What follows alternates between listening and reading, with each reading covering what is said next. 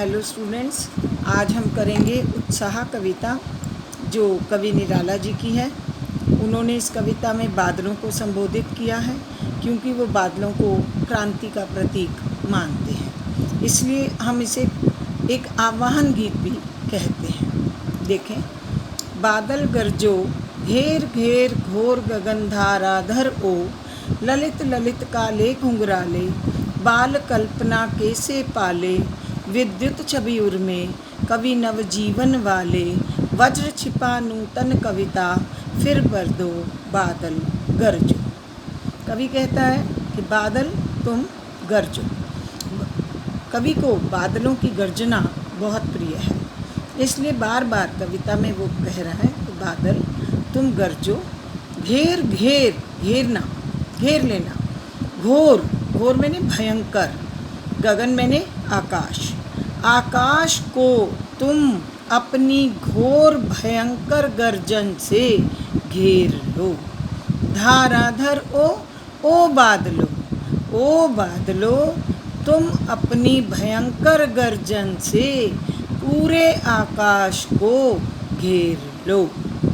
ललित ललित ललित मैंने सुंदर, काले घुंघराले जैसे एक बच्चे के बाल काले और घुंघराले होते हैं, सुंदर होते हैं, उसी तरह से बादलों तुम बच्चे के काले बालों के समान काले काले घुंघराले और सुंदर।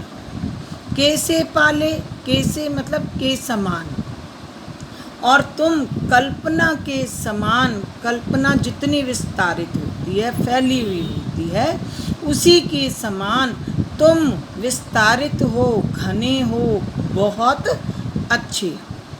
विद्युत छवि उर्मे तुम्हारे हृदय में विद्युत बिजली की शोभा विद्यमान है। पहला मीनिंग, कवि नवजीवन वाले, नवजीवन नया जीवन देने वाले।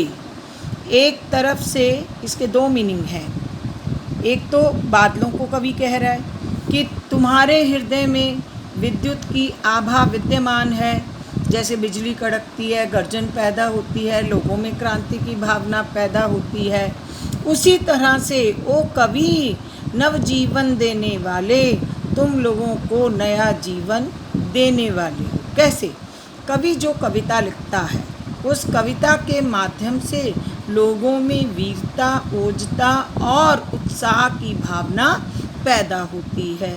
उसी तरह से जब बादल गरजते हैं, बिजली कड़कती है, उसकी जो गर्जन होती है उससे भी एक उत्साह मन में पैदा होता है। वज्र छिपा नूतन कविता फिर भर दो बादल गरजो।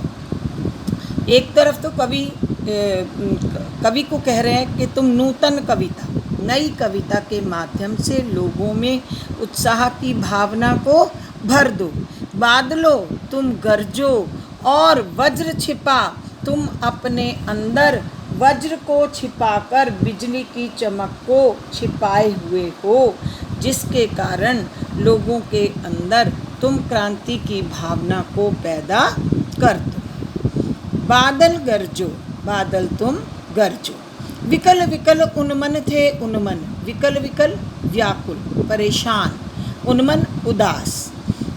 विश्व के निधाग के सकल जन, विश्व मैंने संसार, निधाग मैंने गर्मी, सकल मैंने सारे, जन मैंने लोग। गर्मी के कारण संसार के सारे लोग जो परेशान थे, व्याकुल थे, उदास थे, आए अज्ञात दिशा से अनंत के घन के, जाने कौन सी अज्ञात दिशा से अनंत आकाश में बादल आ गए।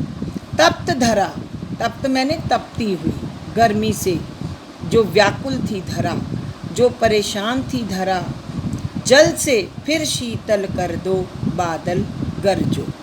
हे बादलों तुम बरसो और अपने जल से इस तपती हुई धरती को शीतल कर दो, लोगों में शीतलता की भावना को भर दो। यहाँ कवि दो बातें कह रहा है। एक तो बादलों को गरजने के लिए कहता है ताकि लोगों में क्रांति की भावना पैदा हो, साथ में वो बादलों को बरसने के लिए भी कहता है। क्यों बरसने के लिए कहता है? कि जो गर्मी से लोग, सारे संसार के लोग और धरती जो व्याकुल है, परेशान है, इस बारिश के आने से, बादलों के बरसने से वह शीतल हो जाएगी। इसलिए कवि यहाँ दोनों बातों को कहता है, बादलों को गरजने के लिए भी कहता है और बरसने के लिए भी कहता है। पहले पैराग्राफ में क्वेश्चन भी है कि वो बरसने के स्थान पर गरजने के लिए क्यों कहता है? क्योंकि लोगों में क्रांति की भावना पैदा हो सके। और दूसरे में क्या कहता है? बरसने के लिए कि जो तपती हुई धरती है, जो लोग परेशान हो रहे हैं गर्मी से, उनके अंदर एक अच्छी भावना आ सके, उन्हें वो धरती जो है वो शीतल हो सके।